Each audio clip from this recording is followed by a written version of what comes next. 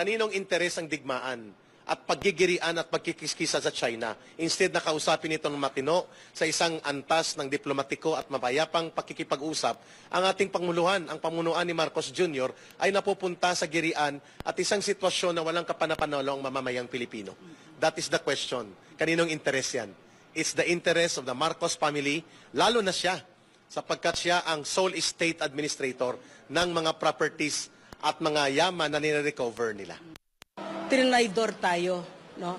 Wala siyang pakialam kung milyon ang mamamatay, wala siyang pakialam kung masisira ang Pilipinas. Ngayon na siya ay Pangulo, nakikita niya na ito na yung oportunidad para, ito na lang yung oportunidad para makuha niya, mabawi nila ang nakaw na yaman sa Pilipinas. So, nakita natin, is that inconsistent with the past 2 years that we've seen where this corruption was so brazen and so shameless?